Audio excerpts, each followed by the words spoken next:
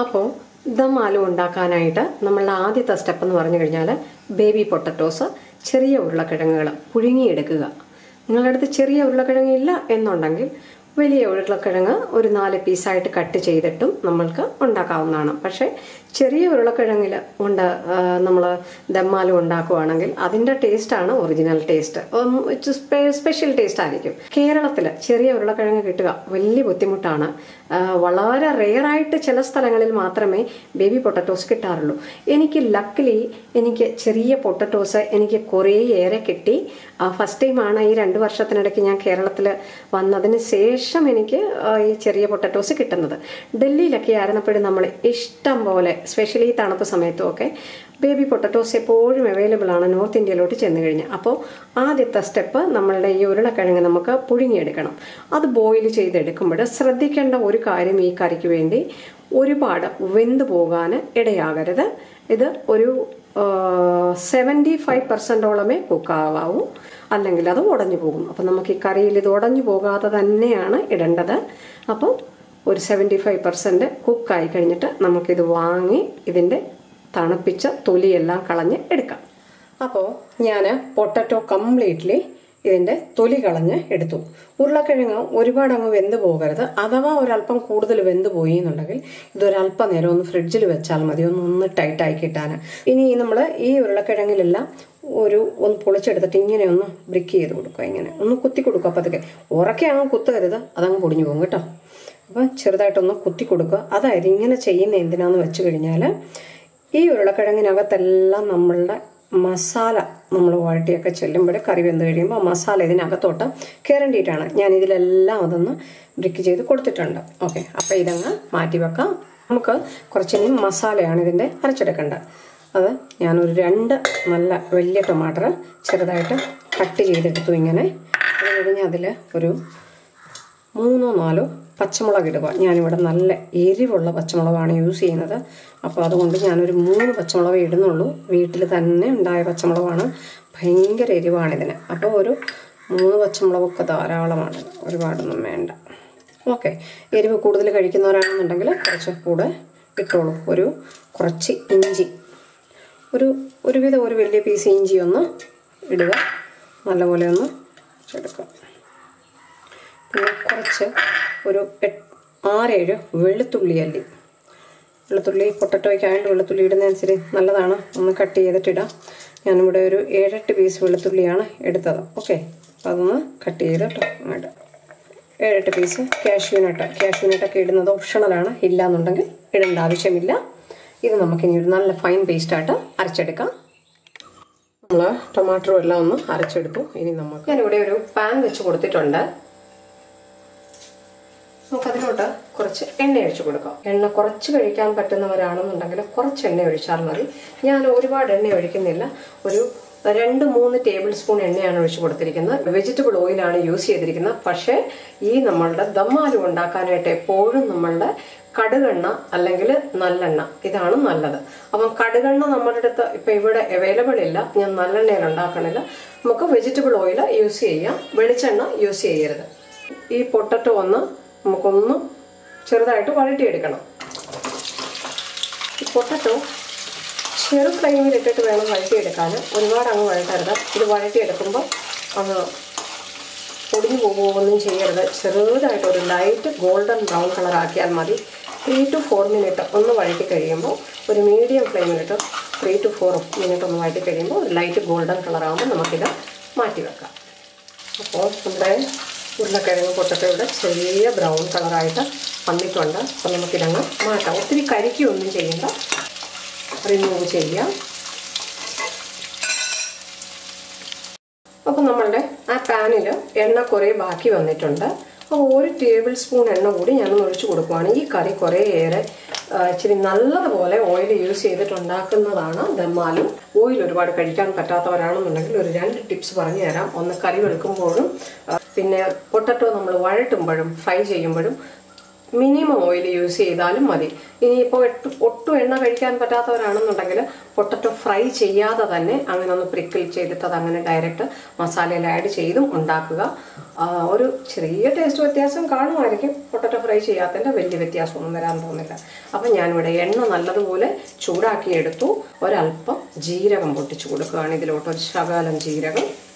ഈ നമ്മളുടെ കറുവപ്പട്ടയില്ലേ, കറുവപ്പട്ട ചെറുതായിട്ടൊന്ന് ചതച്ചെടുക്കുക, അല്ലെങ്കിൽ ഒരല്പം ചെറിയ ചെറിയ കുഞ്ഞു പീസസുകളായിട്ട്, ഒരു 2-3 പീസസുകളായിട്ട് ഇങ്ങനെ ഇടാവുന്നതാണ്. കറുവപ്പട്ട, ഒരു 2 പീസ് നമ്മളുടെ ബേ ലീഫ്, ഒരു 3-4 പീസ് നമ്മളുടെ ഗ്രാമ്പൂ, കറിയാമ്പൂ. ഓക്കെ, ഇതൊന്നിട്ട് ഒന്ന് വഴറ്റിയെടുക്കുക. ഇതിൽ വേണമെങ്കിൽ ഒരു 2 സാബത്ത് നമ്മളുടെ വറ്റൽമുളക് കൂടി ചേർക്കാവുന്നതാണ്. ഞാനത് ചേർക്കുന്നില്ല. ഇതൊന്ന് ചൂടായി വരുമ്പോഴത്തേക്ക് ജീരകവും ഇതുമെല്ലാം ഒന്ന് പൊട്ടി വരുമ്പോഴത്തേക്ക് നമുക്ക് അരിഞ്ഞു വെച്ചിരിക്കുന്ന, ചെറുതായിട്ട് അരിഞ്ഞു വെച്ചിരിക്കുന്ന നമ്മളുടെ സവാള, ഞാനൊരു 2 സവാള എടുത്ത് ചെറുതായിട്ട് അരിഞ്ഞു വെച്ചിരിക്കുവാണ്. ഒരിച്ചിരി നല്ലതുപോലെ ചെറുതായിട്ട് അരിഞ്ഞെടുക്കുക, അല്ലെന്നുണ്ടെങ്കിൽ ചോപ്പ് ചെയ്തെടുത്താലും മതി ചോപ്പറിൽ. നമ്മൾ ഈ സവാള അങ്ങ് ഇട്ട് കൊടുക്കുക. നല്ലതുപോലെ ഒന്ന് ഇളക്കുക.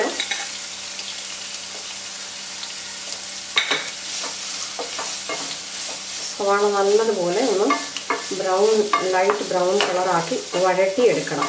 ഓക്കെ, സവാള ഇവിടെ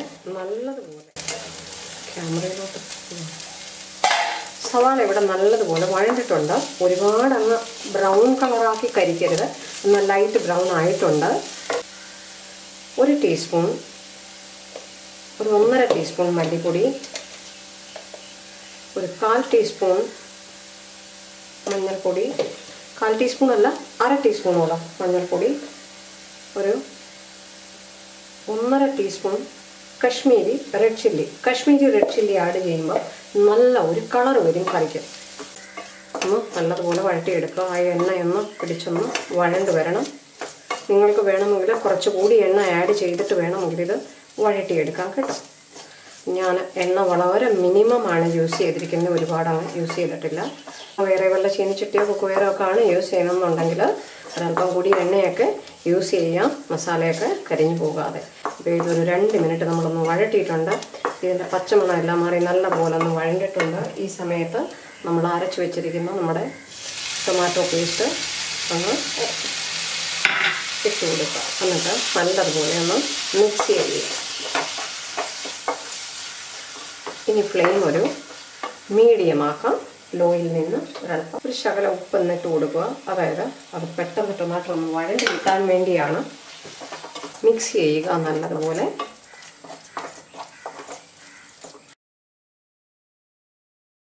ടൊമാറ്റോയൊക്കെ നല്ലതുപോലെ വഴണ്ട് എണ്ണ സെപ്പറേറ്റ് ആയി വരുമ്പോൾ നമുക്കിതിന് ബാക്കി കാര്യങ്ങൾ ചെയ്യാം. അതുവരെ ഒരു 3 to 4 മിനിറ്റ് ഒന്ന് അടച്ചു വെക്കാം. അപ്പോൾ നമ്മളുടെ മസാല ഇവിടെ എണ്ണ വെച്ചിട്ടുണ്ട്. അതിൽ ഇപ്പം നമ്മൾ കുറച്ച് വെള്ളമായിട്ടാണ് ഉണ്ടാക്കുന്നതെന്നുണ്ടെങ്കിൽ, കുറച്ച് ലിക്വിഡായിട്ട് ആണെന്നുണ്ടെങ്കിൽ കുറച്ചുകൂടെ എണ്ണ ഇങ്ങനെ തെളിഞ്ഞ് കാണും. ഇതിപ്പം ഞാൻ കുറച്ച് ടൈറ്റായിട്ടുള്ള ലിക്വിഡ് അല്ലാത്ത മസാലയല്ലേ ചേർത്തിരിക്കുന്നത്. കുറച്ചുകൂടെ വെള്ളമായിട്ട് അരച്ച് ചേർക്കുകയാണെന്നുണ്ടെങ്കിൽ അത് നല്ലപോലെ എണ്ണ വരും. ഇപ്പം നല്ലപോലെ വഴണ്ടിട്ടുണ്ട്. ഇതിലോട്ട് നമുക്ക് 1 ടേബിൾ സ്പൂൺ കസൂരി മേത്തി ഒന്ന് ഇട്ട് കൊടുക്കണം. കസൂരി മേത്തി അതൊന്ന് പൊടിച്ചിട്ട് അതിങ്ങനെയൊന്ന് ഇത് ചെയ്തിട്ട് റബ്ബ് ചെയ്തിട്ട് ഇട്ട് കൊടുക്കാം.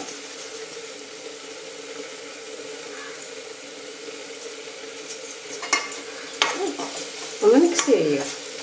നല്ലതുപോലെ വഴണ്ട് മസാലയും സവാളയും എല്ലാം എണ്ണ വിട്ട് പാനിൽ നിന്ന് ഇങ്ങനെ വിട്ട് വരുന്നുണ്ട്. പിന്നെ ഒരു 3-4 ടേബിൾ സ്പൂൺ നല്ല കട്ടി തൈര്, അധികം പുളിയില്ലാത്ത കട്ടി തൈര്.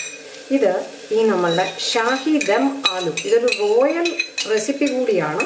ഈ ഷാഹി ദം ആലുവിന് കൂടി നല്ല ഷാഹിയായിട്ട് ഗ്രേവി കിട്ടാൻ വേണ്ടിയാണ് നമ്മൾ ഈ തൈര് ആഡ് ചെയ്യുന്നത്. തൈര് ആഡ് ചെയ്ത് കഴിഞ്ഞിട്ട് അങ്ങ് കൈ ഇടവിടാതെ ഒന്ന് ഇളക്കിക്കൊണ്ടിരിക്കുക. അതിൻ്റെ കാരണം എന്ന് പറഞ്ഞു കഴിഞ്ഞാൽ ഇത് തൈര് പിരിഞ്ഞു പോകരുത്, പൊട്ടിപ്പോകരുത്. അതിന് വേണ്ടി ലോ ഫ്ലെയിമിലിട്ട് തന്നെ ഒന്ന് ഇളക്കിക്കൊണ്ടിരുന്നാൽ മതി. 3-4 മിനിറ്റ് കൊണ്ട് എണ്ണ തെളിഞ്ഞു വരും.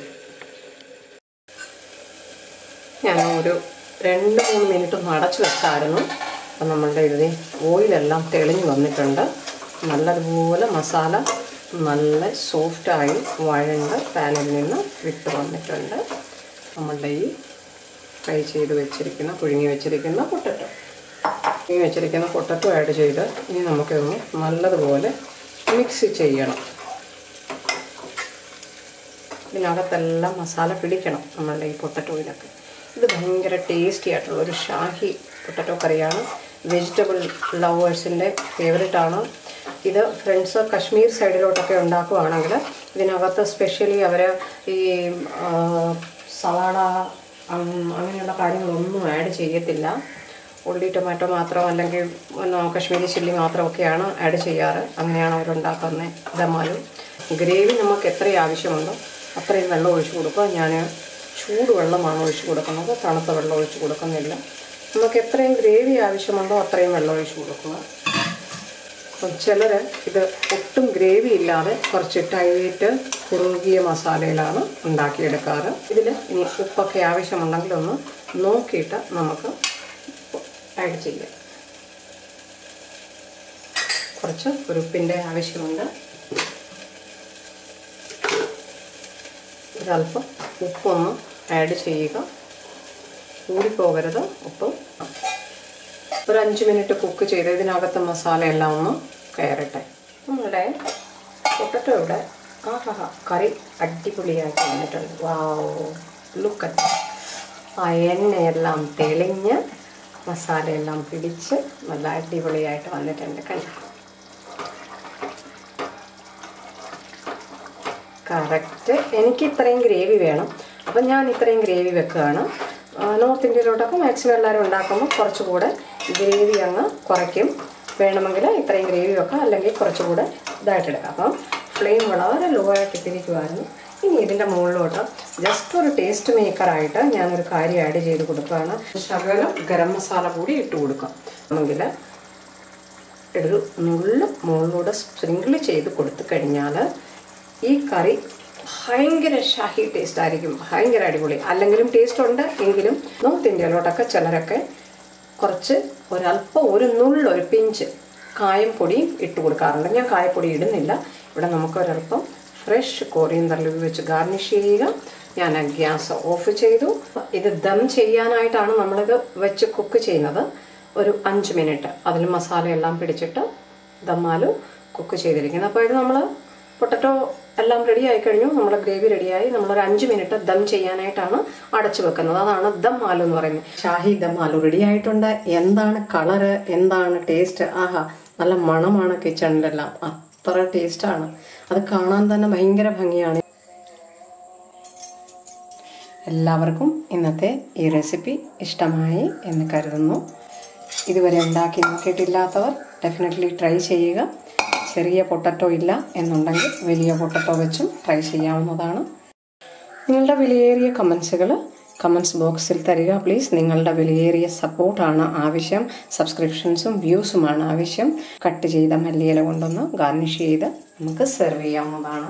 വൈറ്റ് റൈസിൻ്റെ കൂടെയോ നമുക്ക് ജീര റൈസിൻ്റെ കൂടെയും ഒക്കെ, നാനിൻ്റെ കൂടെ, ചപ്പാത്തിയുടെ കൂടെ ഒക്കെ അടിപൊളി റെസിപ്പിയാണ്. ഭയങ്കര നല്ലൊരു ഡെലീഷ്യസ് ആയിട്ടുള്ള റോയൽ റെസിപ്പിയാണ്.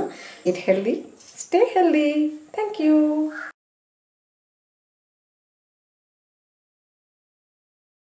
നമുക്ക് കാണിക്കാം.